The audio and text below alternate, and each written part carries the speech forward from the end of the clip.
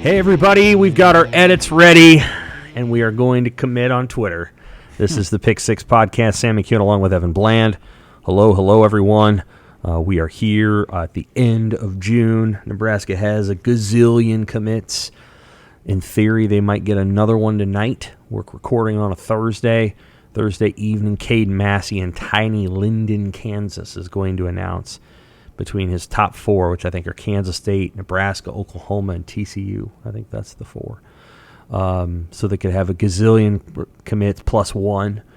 Caleb Pyfrom picks Illinois just a few hours before we're recording this. But, of course, the big news of the week was Carter Nelson up in Ainsworth. I think that's larger than Linden, Kansas, committing to Nebraska in front of his school and his friends and his family. Then getting the edit on Twitter.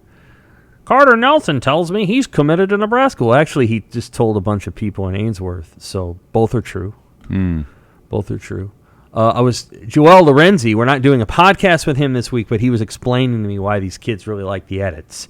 And he was speaking for basketball, and so Joel's not here to give us this explanation, but the kids like the edits because once one's got one, then another one's want to get one, and apparently the edits have a very distinctive style. I don't know what that means. It looks like mid-grade graphic design to me. Your wife is a graphic designer. She is, yeah. She should get into the edits business, Evan. She could be the recruit whisperer, yeah. But the real question is, Sam, if you have an edit, what would yours be? Would you have like Memorial Stadium in the background? Do you just kind of give up creative control to whatever they brainstorm in that moment? I think that most of the athletes are giving up creative control. I don't think that's up to them. They send them a few photos like, hey, here's me sitting in the king's chair. Here's me shushing someone. Right. I saw one with this guy. It was his top four, and one of the four teams was Alabama, and he was wearing Nick Saban's hat, not the straw hat, but whatever that brown hat is that Nick Saban wears. He was wearing the hat, and he was shushing. He was shushing in the hat. So I think you give them a selection of pictures, and then they just consult their muse like Rembrandt.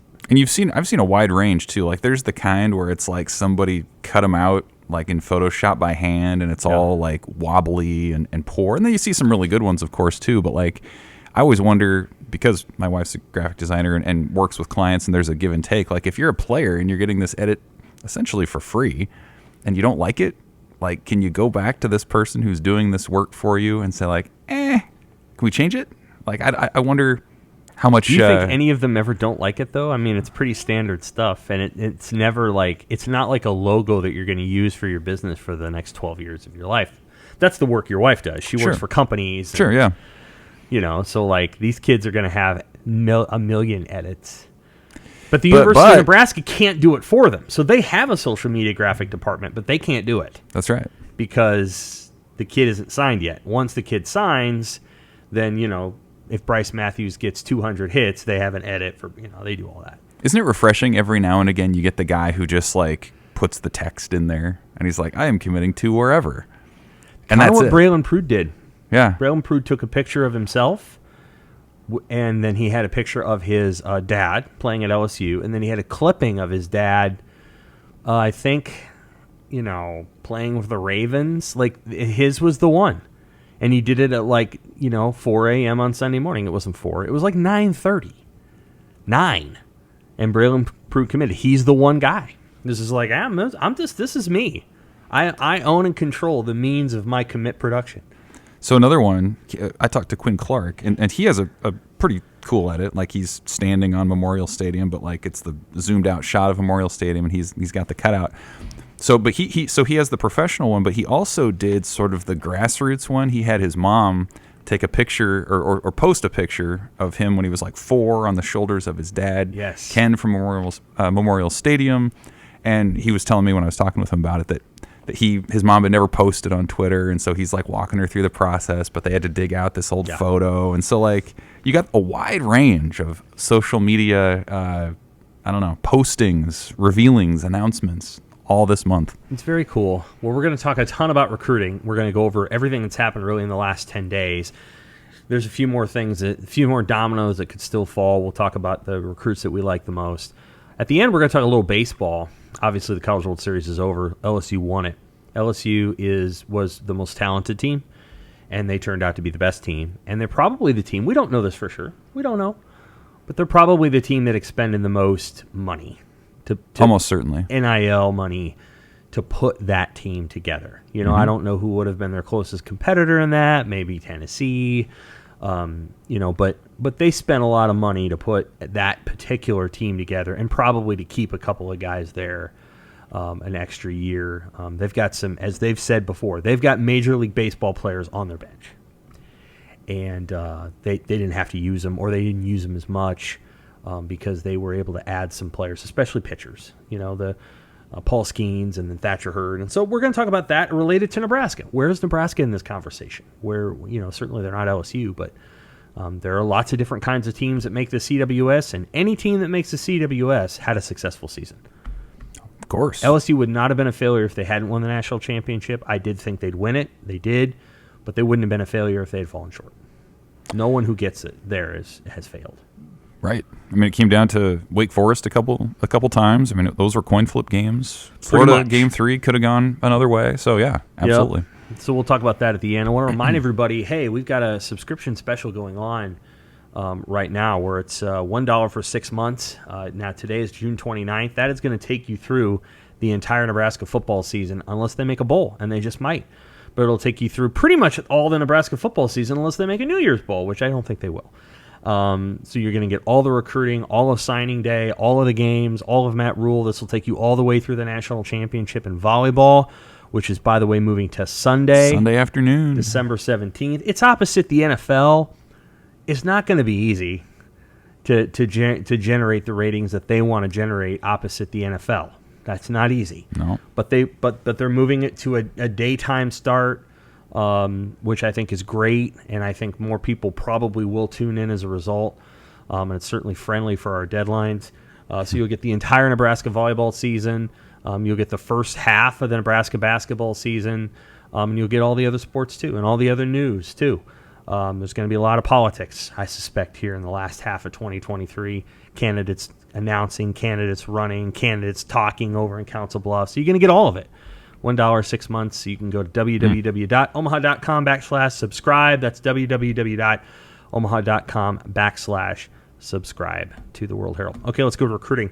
So you wrote the story on Carter Nelson. You built a good relationship with he and his family. Appreciate the story that you wrote yesterday. That was really good.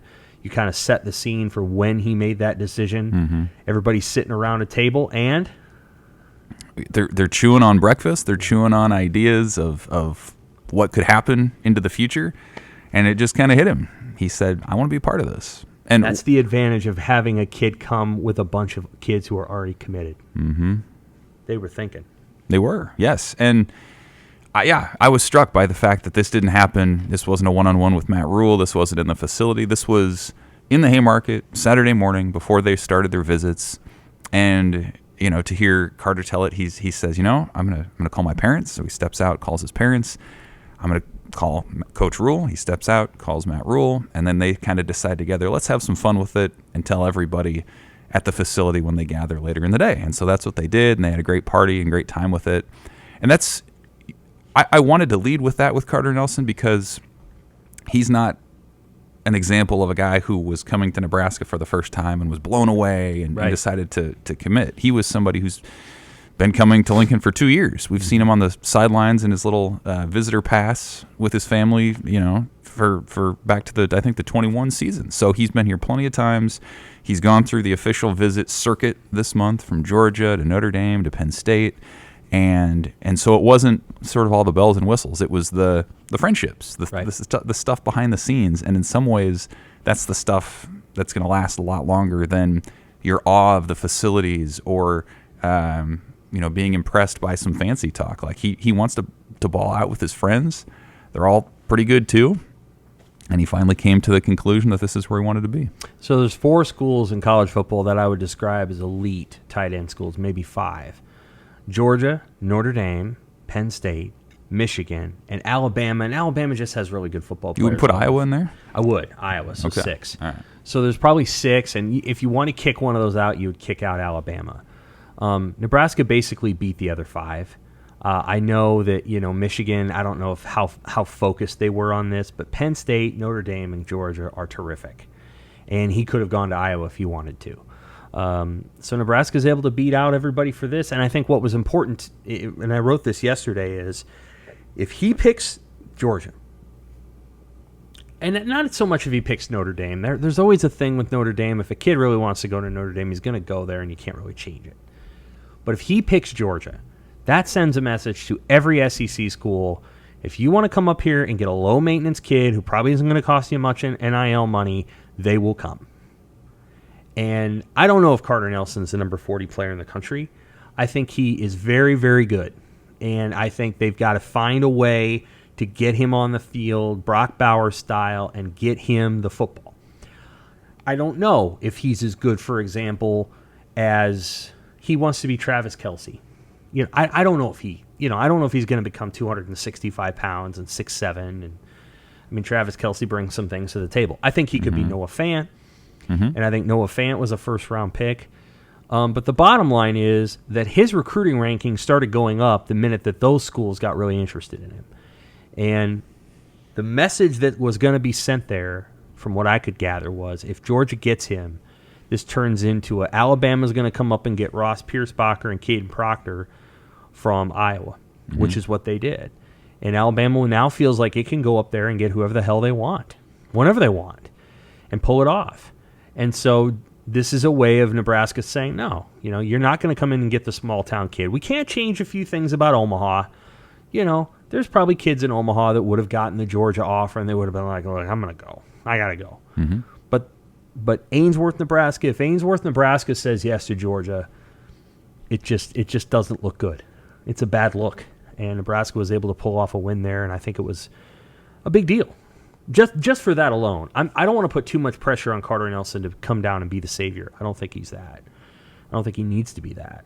I think he'll be a very good player. I don't know that he's going to be, again, like I said, I don't know if he's going to be Noah Fant or what he's going to be, but he'll be a good football player. Kind of like Cam Jurgens was. Cam was very good. Almost went to LSU. Yeah, he was going to be a number 2 pick. He's a second-round draft pick. Yeah, LSU was the same thing. Like, we can come up to Beatrice, Nebraska, and get this kid, then you're basically saying that the state of Nebraska is open for business. Yep. And Cam might have gone if they had retained Mike Riley. Scott switching over was probably the key, but we'll see where things go. I know he's going to bring something really good to the table in terms of his athleticism on the outside. When he has the ball in his hands, one thing that I notice about Carter Nelson is he's pretty good behind running into traffic. He kind of runs like a running back. So he's got some running skills that I think are pretty impressive. He's a great athlete. He can jump. Obviously, high points the ball.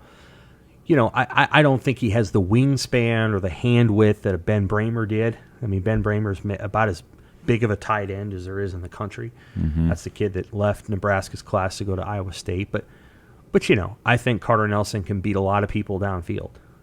Got to put some weight on him. And in your story, he mentioned something about that.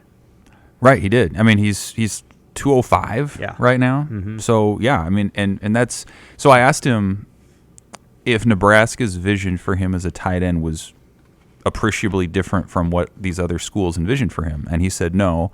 But what was a little bit different was he said that Nebraska was very intentional about saying how he'll be deployed early in his career could be different from how they put him out there later on. And I think that's, to your point about the weight, maybe he does put on 40 pounds of muscle down the line and become a better, more effective inline blocker in addition to being a pass catcher. Maybe he doesn't.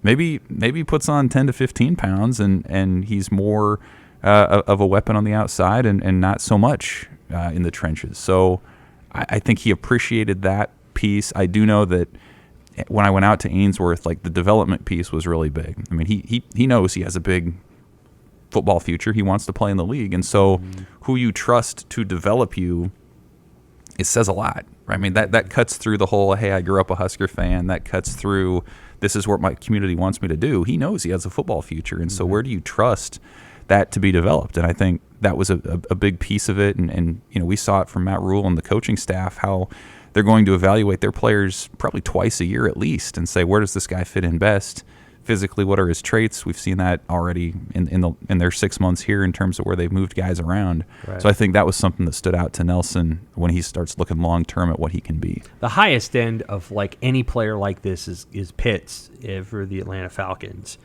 I know, again, I appreciate that he likes Travis Kelce. Kelce is very big. I mean, he's 6'6", 6'5", 6'6", 260. I mean, he's a very physical player in an offense that really features him, and he's playing for the smartest guy in the NFL, and he's playing with the best quarterback in the NFL. So there's specificities to Kelce's experience that are a little different. Mm-hmm. Pitts, to me, is, he's about 230, and he's about 6'5", 6'6", but the way Atlanta uses him is similar to the way I think Nebraska, in theory, could use Carter Nelson. That would be the high end. Noah Fant's probably up there. Noah did some inline blocking, but so now Noah Fant would be up there. Then there's guys that are, a little bit bigger, and Kelce, I would put in that category. I'd put him in that physical category where he'd have to gain like 50 pounds to kind of reach his or Dallas Goedert. It's huge. To get to that weight, you've got to gain a lot of weight, maybe even a couple inches upward.